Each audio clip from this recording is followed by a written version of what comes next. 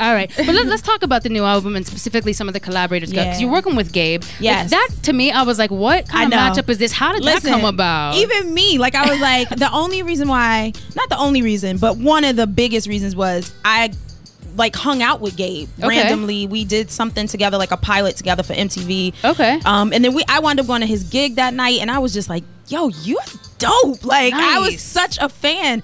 And then when I did the record, I was like, you know what?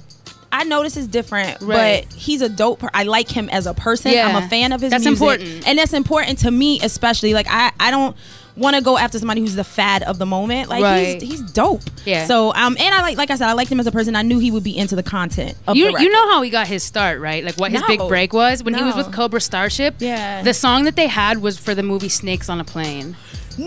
Yeah. Are you serious? Drop that on him next time you talk to him. I can't wait. Be like, yo, man, I know what broke you. Yo, I love that. That's hilarious. Yeah, Cobra Starship, they were like around for a little while. They were this little band that couldn't, and then all of a sudden they're on the soundtrack to Snakes on a Plane. The best thing ever. I love dropping little bombs like that. I like it. Wait, speaking of your fans, because they're pretty rabid. Your fans are incredible. I love them. All my tweets. Do you have like a name for your fans? You know how like Beyonce has the Beehive and whatever. Do your fans go by a name? We call them the EVRaders. Oh, like, okay. Yeah. So and that actually came to me from is it Maya Raz, if she's listening, but she was like, you should call them Eve. I was like, you know what, that's real cute. Ride or die for Eve right here. Exactly, that's real cute. So yeah, that's what I call them. Okay. Yeah. So you told me that you're based in London now. Yes. You dipped out of Philly. You said deuces. Yeah, I've been gone out of Philly though for years. I think I left Philly the first time I was 18. Okay. So yeah, it's been a long time. I've been living in New York. You know, I lived in New York, and then I lived in Jersey for a second. Then I lived in LA for like 9 years. Right on. And then came back, and then went back to London, or went to London. Right. But New York's the best, right? New York is amazing. Specifically this massive studio room right now. This is incredible. I have to say, I'm obsessed. I might just come up here and hang out. Just anytime. Like, don't be creeped out. Dude, but I might just come in and sit on the bench. That's fine. Once you're here, it's like open door policy. You can come in every week. Okay, cool. You're like my guest every week. I'll